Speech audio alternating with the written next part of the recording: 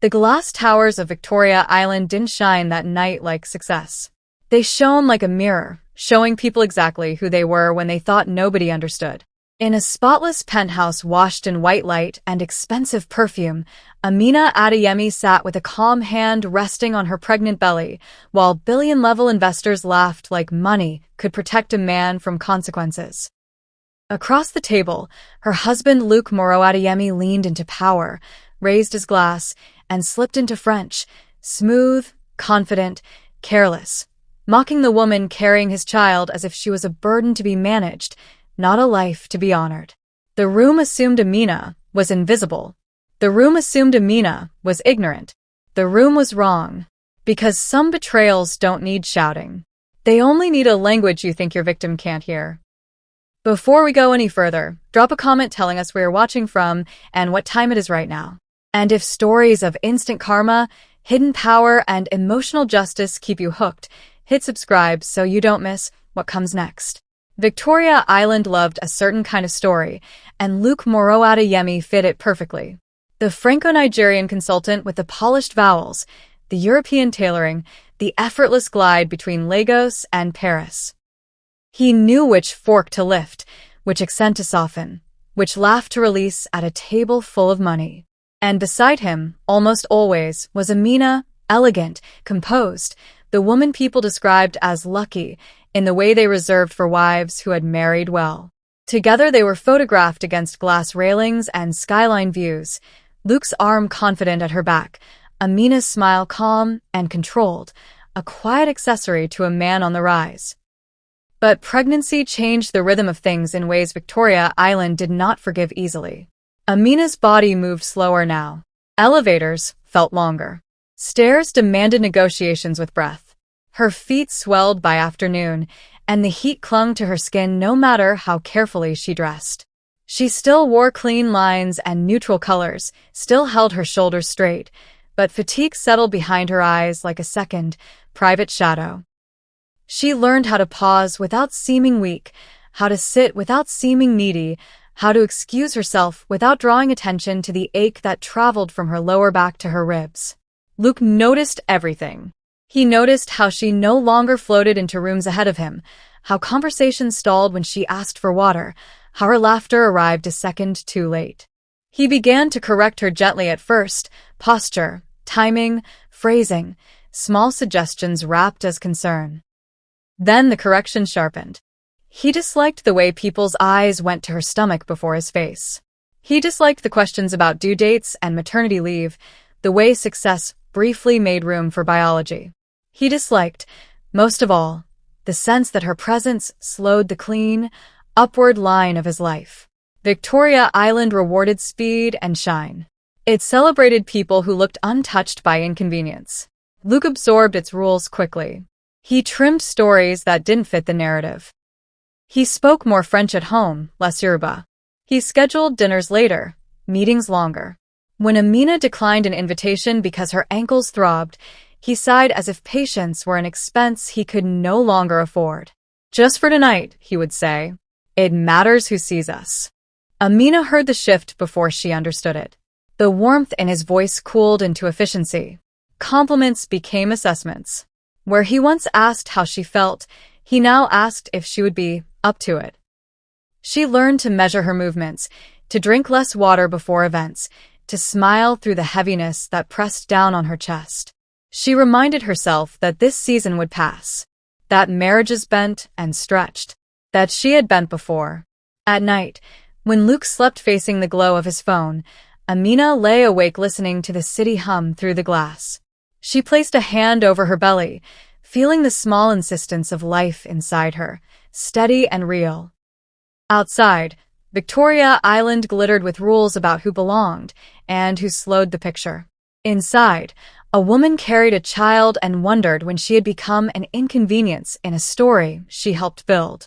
The dinner unfolded exactly as Victoria Island liked its power displayed, quietly, expensively, without apology.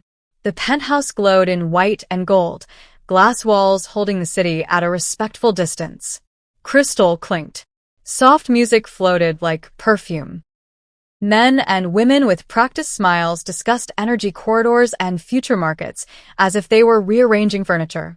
Luc moved easily among them, his voice confident, his laughter measured, the picture of a man who belonged. Amina sat where Luc had placed her, near the end of the long table, her chair angled just enough to suggest inclusion without demanding attention. She wore a simple, elegant dress that skimmed her pregnancy without announcing it. One hand rested lightly on her belly, the other around a glass she barely touched. The ache in her back had sharpened during the drive, but she kept her posture composed. She had learned how to disappear politely. As the first course was cleared, Luc leaned closer to one of the investors, lowering his voice and switching languages the way some men switched masks. French slid from him smoothly, warmly, intimate in a way English never quite was. He smiled as he spoke, eyes flicking briefly toward Amina, then away. Elle est lourde ces jours-ci, et said softly. Fatigue hormones, you know how it is. His tone carried amusement, the shared joke of men who believed they were safe. Il faut gérer ces choses discrètement. One must manage these things quietly. Amina did not move. She did not lift her head. She did not blink. Every word landed with perfect clarity, sharp and unmistakable. French was not a foreign sound to her. It was the language of her childhood books, her mother's lullabies, her earliest classrooms. It settled in her chest, now like a weight she had to keep from showing. Luc continued, encouraged by the absence of reaction. Il y a des moments où l'image compte plus que le sentiment. Image matters more than feeling. He chuckled, and one of the men nodded, smiling knowingly. Amina stared at her plate, tracing the edge of the porcelain with her thumb, her breathing slow and deliberate. She focused on stillness.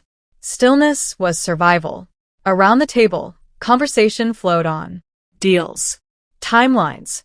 Numbers that sounded abstract until they ruined or remade lives. Luc straightened, pleased with himself, basking in the rhythm of power. He did not notice the shift when one person stopped speaking. Across the table, Madame Laurent had fallen silent. Older than the others, her presence carried a different gravity. Less noise, more authority. She did not look at Luc. Her gaze rested on Amina, steady and searching, as if she were listening for something no one else had thought to hear. Amina felt it without lifting her eyes, the sensation of being seen in a room that had decided she was invisible. Before we go further, pause for a moment, comment your country and the time you're watching from right now.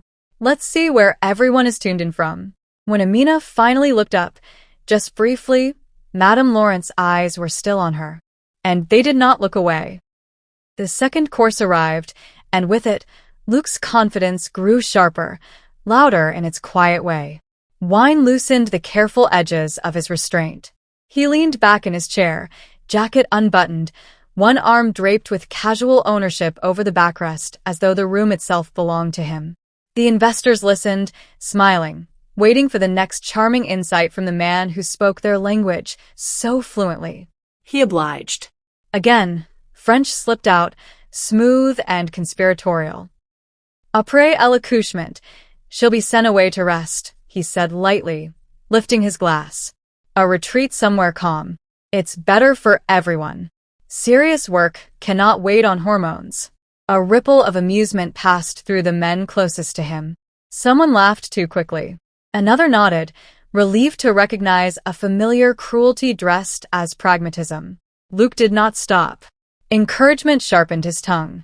Il faut être honnête. African women tend to let themselves go once they're secure. It's cultural, he added with a shrug, as if that word could cleanse the insult.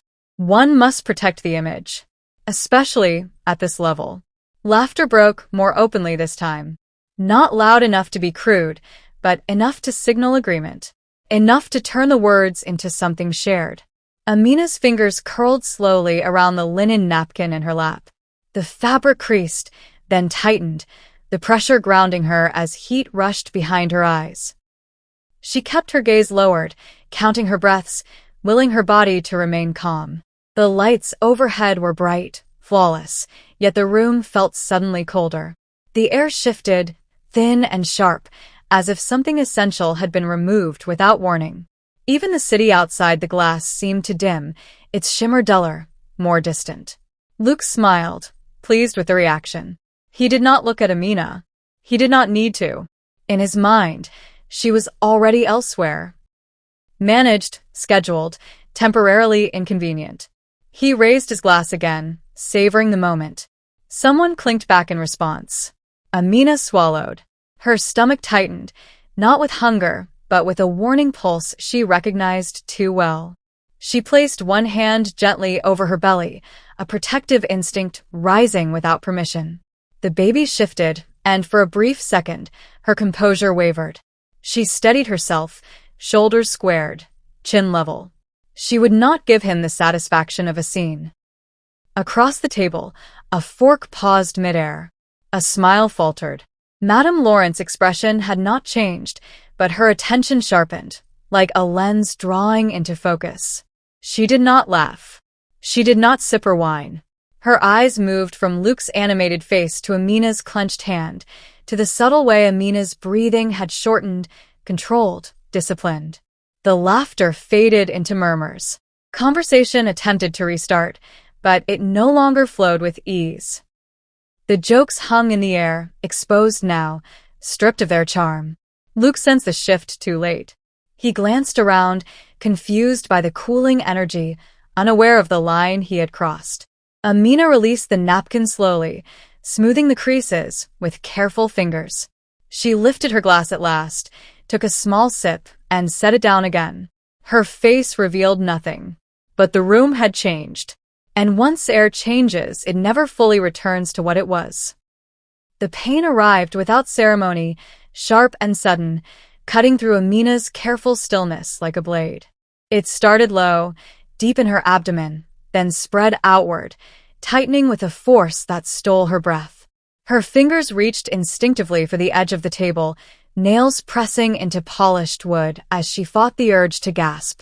For a moment, the room tilted, lights blurring at the edges. She closed her eyes, counting silently. 1, 2, 3. The way she had been taught. The way women learn to survive without alarming anyone. Across from her, a glass chimed softly as someone set it down. Conversation slowed, then stuttered. Amina felt heat pool at the base of her spine. She shifted carefully, trying to mask the movement, but the contraction surged again, stronger this time. Her grip tightened, knuckles paling against the glossy surface. Luc noticed at last. He glanced at her with irritation flickering across his face, as if she had interrupted him mid-sentence. He leaned closer, voice low, impatient. "Not now," he murmured, eyes still on the investors. Please. "Don't start." Amina opened her eyes, met his gaze briefly, and looked away. Another wave hit, sharper than before. Her breath hitched despite her effort to control it. A few heads turned. The room held its breath. Luc straightened, offering a thin smile to the table. "She's fine," he said lightly, waving a hand. "Just pregnancy theatrics. Hormones." A couple of nervous laughs followed, unsure, eager to smooth the moment back into comfort. But the moment would not be smoothed. Madame Laurent rose from her chair. The scrape of wood against marble sounded louder than it should have. She did not raise her voice. She did not explain herself. Her presence alone altered the temperature of the room. She looked at Amina first, not with pity, but with assessment. Quick, precise, unyielding. "Madam," she said calmly, switching to French, "stand slowly if you can." Amina obeyed, her legs unsteady beneath her. As she rose, another contraction seized her, and she had to brace herself fully against the table to remain upright. The controlled elegance she had worn all evening finally cracked, just enough to reveal the danger underneath. Madame Laurent turned to the room. "This dinner is over," she said, her tone final. No one argued. She gestured toward an aide. "Call a car." Now. "And a doctor. She is not well." Luc opened his mouth, laughter still half-formed on his lips. "It's unnecessary," he began. "We can finish." "No," Madame Laurent cut in, not looking at him. "We cannot." The music stopped. Chairs shifted. Glasses were abandoned half full. The easy rhythm of wealth shattered, replaced by urgency and discomfort. Amina felt herself being guided, supported by hands that did not hesitate. The city outside the windows seemed suddenly very far away. As they moved toward the exit, Amina caught Luc's expression, annoyance edging into uncertainty, confidence thinning like ice under pressure. For the first time that evening, he looked small. Before we continue, take a second, comment your country, and the time you're watching from right now. Let's see where everyone is joining us from. By the time the doors closed behind them, the power in the room had shifted. And it would not shift back. The hospital was quiet in the way only expensive places knew how to be. Soft lights, polished floors, machines that hummed like restrained breath. Amina lay on the bed with wires against her skin and a cuff tightening around her arm at steady intervals, each squeeze reminding her that her body was no longer something she could negotiate with. The pain came in waves now, measured, undeniable. Early. Too early. A doctor spoke in careful tones, words chosen to calm without promising too much.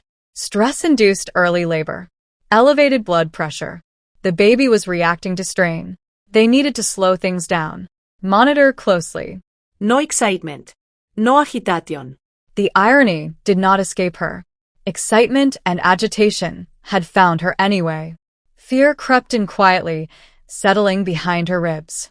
Not the dramatic kind. The kind that asked practical questions. What if her body failed her child? What if this moment became the one she would replay forever? She closed her eyes and focused on breathing again, deeper this time, drawing strength from somewhere beneath the panic. Luc stood near the wall, phone in hand, speaking in hushed English about schedules and delays, explaining himself to someone who did not matter in this room. He did not come closer. He did not take her hand. His presence felt procedural, like paperwork waiting to be signed. Madame Laurent sat instead. She had not removed her jacket. She had not checked her phone. She sat with her hands folded loosely in her lap, watching the monitors, listening to the rhythm of the room. When the doctor finished, she leaned slightly toward Amina and spoke in French, her voice low and even. "Breathe with me," she said gently. "You're doing well." Amina nodded, surprised by the softness of it. Madame Laurent waited until the nurse stepped away, until the room held only their breathing and the quiet beeping of machines. "Tell me about you," she said. "Not your husband. Not your situation. You." The question landed differently. Amina hesitated, then answered, still in French. She spoke of school first, of discipline and structure, of a mother who believed precision was a form of respect. She spoke of university, of late nights studying frameworks and regulations, of learning how systems failed and how they could be fixed. International compliance, risk analysis, the invisible work that kept disasters from happening. She paused, swallowing. "I was good at it," she said simply. Madame Laurent's eyes sharpened, not with surprise, but recognition. "I left," Amina continued, "when Luc's career accelerated. It made sense then. One person focuses. One supports. I told myself it was temporary." Her fingers curled lightly into the sheet. Time passed. Madame Laurent nodded once. "And you never forgot how to think." It was not a question. A contraction rolled through Amina, and she breathed through it, jaw tight, refusing to let fear take her voice. Madame Laurent waited. She did not rush her. When the wave passed, Amina looked at her, something steadier now behind her eyes.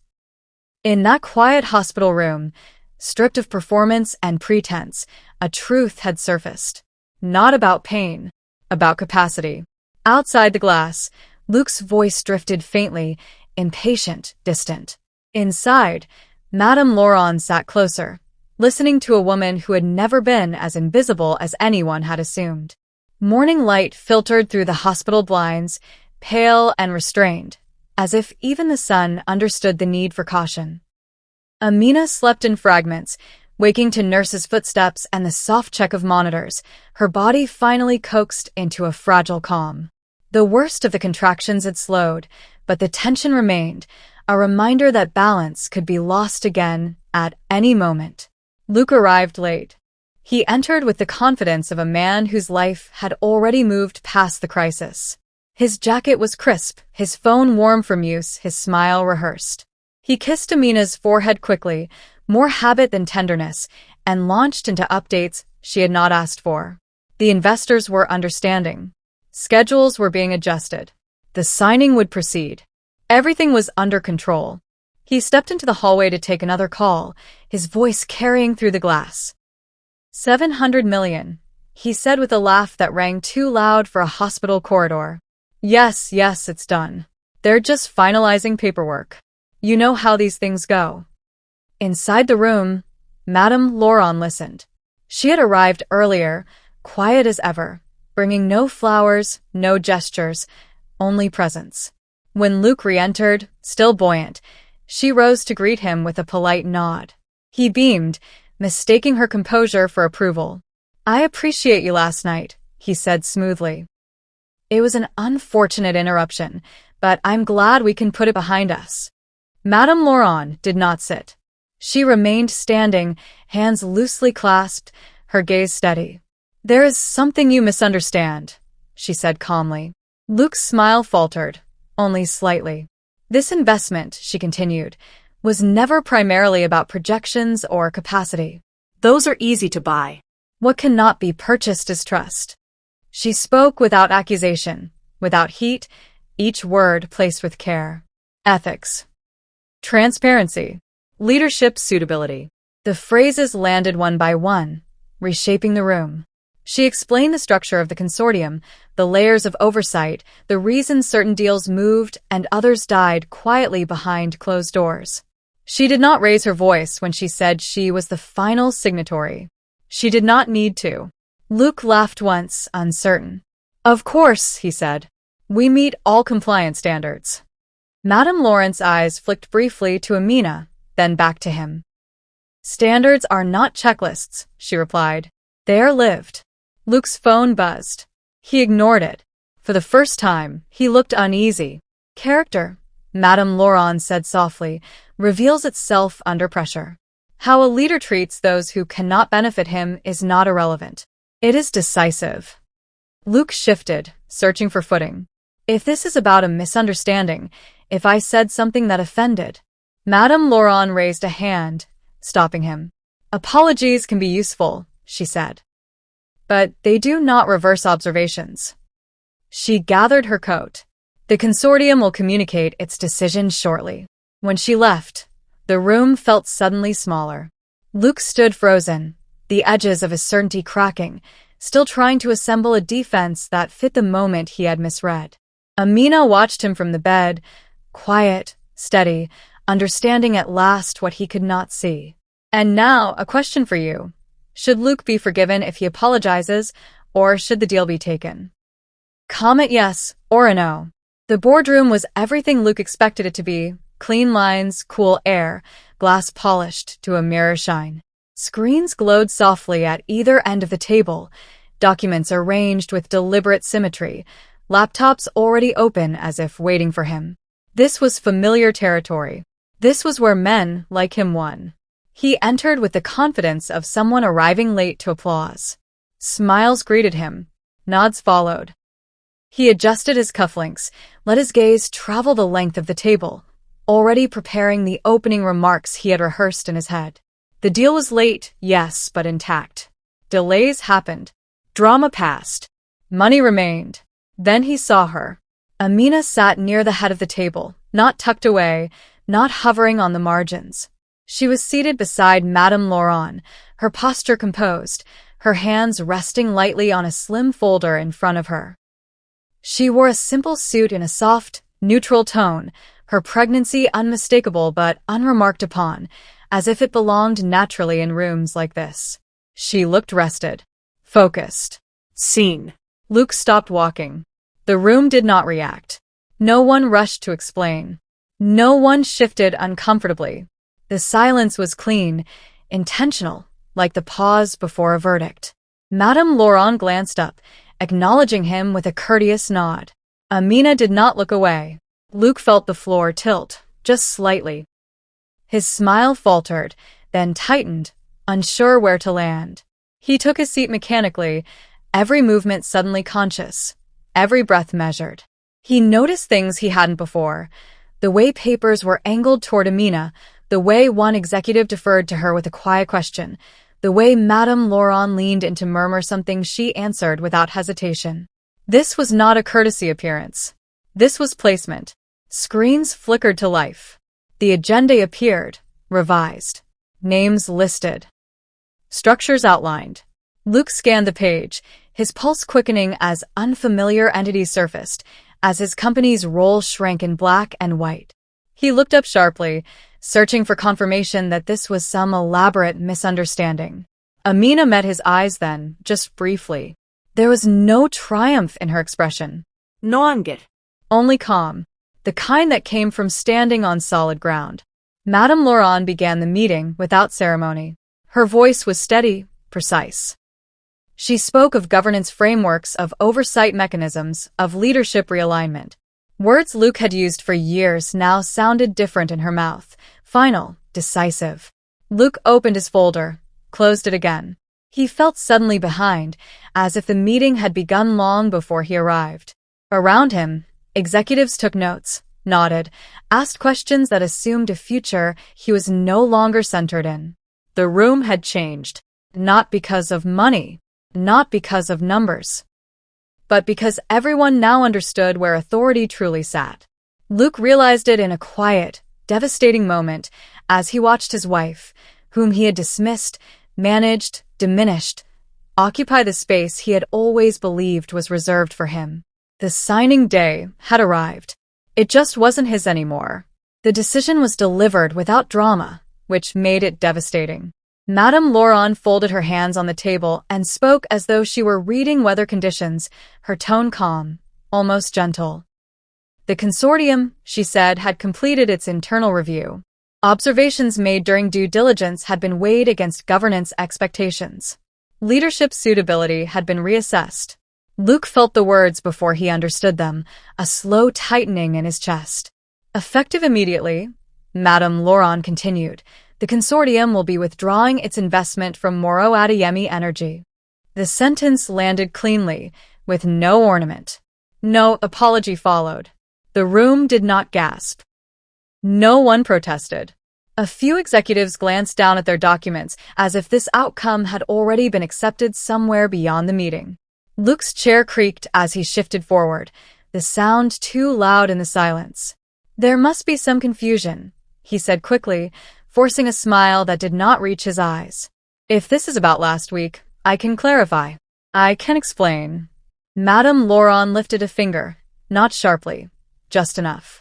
This is not a misunderstanding, she said. And it is not about one moment. It is about pattern. She spoke of character risk the way engineers spoke of fault lines. Invisible until pressure exposed them. She spoke of leadership integrity as something that could not be audited on paper alone. She explained that the consortium did not merely invest in infrastructure, but in people who would carry responsibility when no one was watching. Luc opened his mouth again, words crowding forward, but procedure moved faster than emotion. A legal counsel slid a document across the table. Another executive cleared his throat and continued the agenda as if this were a scheduled item, not a collapse. The investment, Madame Laurent said, will be rerouted. She turned slightly toward Amina as she spoke, the gesture subtle but unmistakable. A compliance-led entity has been established to oversee ethical governance, transparency, and risk mitigation for the project. Its mandate reflects the values required at this scale. Luc followed her gaze, his heart pounding now, understanding crashing in fully at last. Amina Adeyemi has been invited to co-lead this entity, Madame Laurent finished. Effective immediately. The room shifted, not with shock but with recognition. Heads nodded. Pens moved. The future rearranged itself. Luc stood halfway from his seat, palms braced on the table. You can't do this, he said, his voice breaking the polished calm. This is my company. My work. She. Mr. Moreau-Adeyemi, the legal counsel interrupted gently. The decision is final. Procedure closed ranks around him. There would be no debate. No last-minute persuasion. No appeal in this room. Luc sank back into his chair, the weight of his own words echoing in his memory, now stripped of laughter, now weaponized against him. Across the table, Amina sat still, her face composed, her breathing steady. She did not gloat. She did not speak. She did not need to, because power had already moved. And it had moved away from him. The aftermath did not arrive with raised voices or breaking glass. It arrived quietly, the way real power often did. There were no interviews, no statements crafted for sympathy, no whispered campaigns to humiliate a fallen man. Amina declined them all. When asked how she felt about the decision, she spoke only of responsibility. When pressed about her husband's role, she redirected the conversation to governance and safeguards. She refused to let the story become about vengeance. Instead, she worked. In the weeks that followed, the new compliance-led entity took shape with methodical precision. Frameworks were drafted. Oversight boards assembled.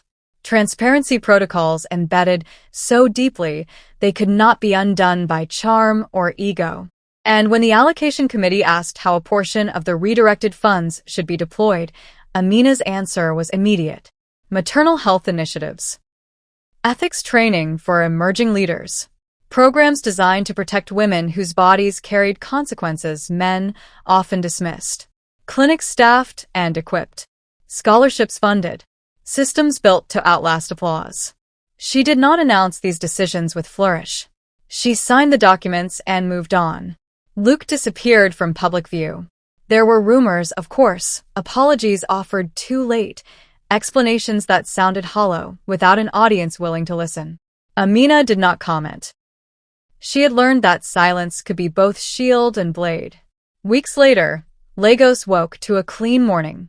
The air was clear after rain, the city rinsed and humming with its usual urgency.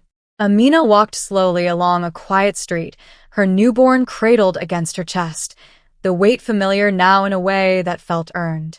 The baby slept, small fingers curled, breathing steady and sure.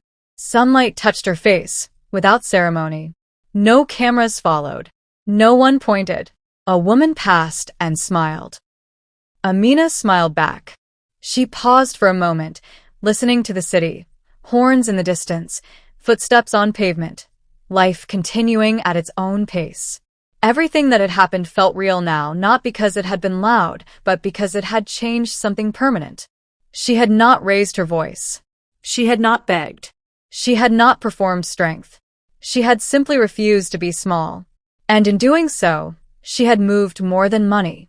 She had moved structures. She had moved futures. She had proven that quiet people, when pushed far enough, could still move mountains. If you love justice stories like this, subscribe and tell me the most painful line Luc said, because that's where the lesson lives.